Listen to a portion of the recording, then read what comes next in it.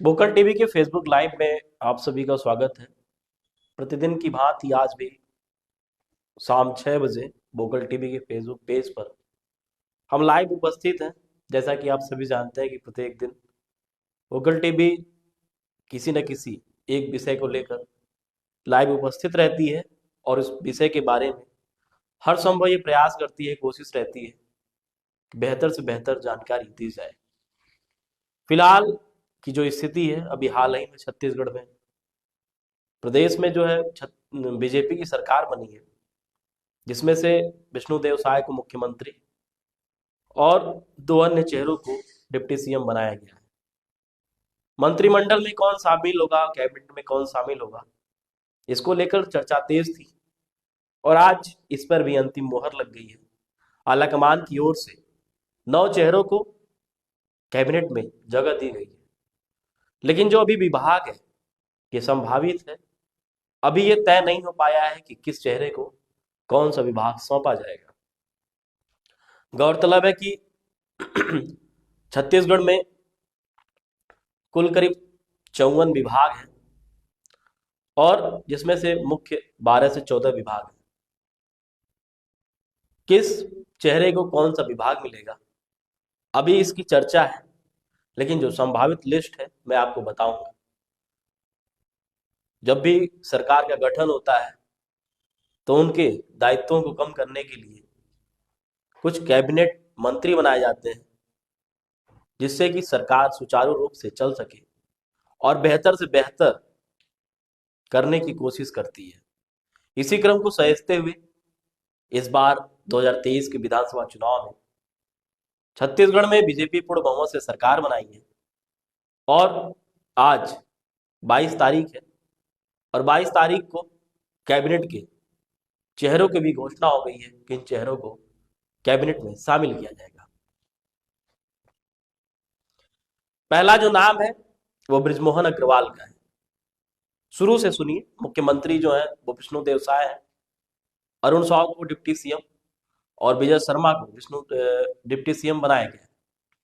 इसके बाद जो कैबिनेट में आज जो चेहरे शामिल किए गए हैं, जो नाम है, वो पहला नाम है बृजमोहन अग्रवाल का। बृजमोहन अग्रवाल बीजेपी के कद्दावर नेता है। लगातार 8वीं बार ये विधानसभा का चुनाव जीते हैं। रायपुर शहर दक्षिणी से ये चुनाव लड़ते हैं और अब तक जब भी ये चुनाव जितने बार भी लड़े हैं लगातार इन्होंने चुनाव जीता है। इनको इस बार राजस्व और आबकारी विभाग मिलने की संभावना है। खैर, जो मैं ये लिस्ट बता रहा हूं अभी ये पूर्ण मोहर नहीं लगा है। अभी कैबिनेट की तरफ से सॉरी माफ करिएगा, अभी आलाकमान की तरफ से ये संभावित लिस्ट में बताने की कोशिश कर रहा हूं कि हो सकता है इन चेहरों को ये जिम्मेदारी मिल सकती है। दूसरा जो है वो केदार कश्यप है। केदार कश्यप बस्तर से आते हैं, जुझारू कैंडिडेट रहे हैं। इस बार वो विधानसभा के चुनाव जीत कर आए हैं। इसके पहले भी वो मंत्री रह चुके हैं। उनको स्कूली शिक्षा और आदिम जाति कल्याण मंत्री बनाया जा सकता है और साथ ही साथ स्वास्थ्य विभाग भी उनको सौंपा जा सकता है। तीसरी जो महिला कैंडिडेट इस बार जीत के आई हैं, जिनका नाम है लक्ष्मी राजवाड़े, ये पहली बार ही विधायक बनी है और पहली बार ही इनको मंत्रिमंडल में जगह मिला है। स्वाभाविक सी बात है, 9 जिन चेहरों को शामिल किया गया है इनमें एकमात्र ये महिला है। इस वजह से इनको महिला एवं बाल कल्याण विकास मंत्रालय मिलना लगभग तय माना जा रहा है। अगला जो नाम आता है वो लखनलाल देवांगन का है। लखनलाल देवांगन को लेकर ये उम्मीद जताई जा रही है। लोगों को ये आशा है कि इनको कृषि विभाग सौंपा जा सकता है।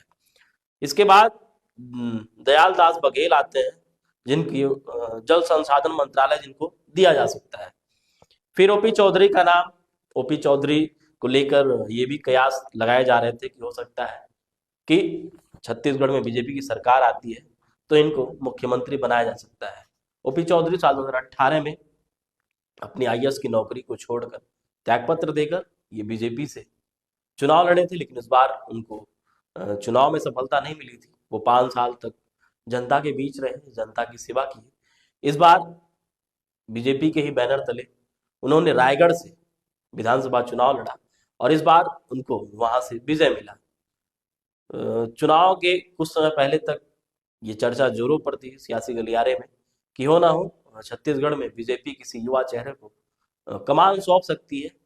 लेकिन कुछ समय के बाद जब चुनाव बिल्कुल नजदीक आ गया तो ओपी चौधरी जो कि मीडिया के सामने आने से बचने लगे, कतराने लगे, या फिर यूं कहें कि जब भी उनसे सवाल किया गया कि आप मीडिया के सामने क्यों नहीं आना चाहते हैं, क्यों नहीं बताना चाहते हैं, तो बोले कि आला कमान की तरफ से हमको मना किया गया है कि आप मीडिया के सामने मत आए। ओपी चौधरी खैर न तो उनको उप मुख्यमंत्री का पद मिला ना ही मुख्यमंत्री का। फिलहाल उच्च शिक्षा और तकनीकी शिक्षा का जो विभाग है वो ओपी चौधरी जी के पास जा सकता है। अगला जो नाम आता है वो श्याम बिहारी जायसवाल का है। श्याम बिहारी जायसवाल सरगुजा संभाग से आते हैं, महेंद्रगढ़ से इस बार चुनाव जीत कर आए हैं। सहकारिता, खाद्य एवं निगम आपूर्ति, श्रम और परिवहन विभाग इनको दिया जा सकता है। अगला जो नाम आता है रामविचार नेताम का। रामविचार नेताम को पीडब्ल्यूडी का विभाग सौंपा जा सकता है। और एक और नाम है टंकराम वर्मा का। टंकराम वर्मा को भी परिवहन विभाग में ही या फिर आपूर्ति श्रम विभाग, श्याम बिहारी जायसवाल और टंकराम वर्मा के बीच जो भी विभाग है ये बंटवारे हो सकते हैं, किसी भी को भी कोई भी विभाग मिल सकता है। साथ ही में लगातार छत्तीसगढ़ में 20 सालों से जो वित्त और प्रशासन का जो विभाग रहा है वो मुख्यमंत्री खुद अपने पास रखते हैं। तो उम्मीद जताई जा रही है कि विष्णु देव साय भी ये विभाग अपने पास रख सकते हैं। अरुण साव को ऊर्जा मंत्रालय और साथ ही में नगरीय प्रशासन, आवास और पर्यावरण और विधि विभाग मिल सकता है। जो एक और बजे विजय शर्मा उनको गृह विभाग की जिम्मेदारी मिल सकती है। अभी एक कैबिनेट मंत्री का पद खाली है, अभी उस चेहरे की भी हो सकता है कि आगे समय चलकर अगर लगे सरकार को तो एक चेहरे को और कैबिनेट में जगह मिल सकती है। फिलहाल 9 लोगों को कैबिनेट में जगह मिली है और साथ ही में 2 डिप्टी सीएम है और एक मुख्यमंत्री है। तो इस तरीके से कुल कैबिनेट या मंत्रिमंडल में 12 लोग हैं, मुख्यमंत्री को लेकर, उप मुख्यमंत्री को लेकर। अब हाल ही में तो एक से 2 दिन के भीतर ही मंत्रिमंडल का भी विस्तार हो जाएगा। ये आपको मैं संभावित लिस्ट बताया कि इन चेहरों को ये दायित्व मिल सकता है। लगातार वोकल टीवी किसी न किसी मुद्दे को लेकर शाम 6 बजे अपने फेसबुक लाइव पर लाइव रहती है और फेसबुक पेज पर लाइव रहती है और कोई ना कोई एक टॉपिक लेकर उसकी विस्तृत चर्चा यहाँ की जाती है। आपको हमारा यह प्रयास कैसा लग रहा है कमेंट सेक्शन के माध्यम से जरूर बताइएगा। और साथ ही में अगर लगे कि जानकारी बेहतर है, अच्छी है, तो इसको शेयर भी करिएगा। आज का जो फेसबुक लाइव सेशन है हम यहीं समाप्त करते हैं। उम्मीद और आशा करते हैं कि आपको लाइव सेशन हमारा अच्छा लग रहा होगा, तो इस वजह से आप अधिक से अधिक मात्रा में इसको शेयर करिए। फिलहाल के लिए बस इतना ही। धन्यवाद। जय हिंद, जय भारत।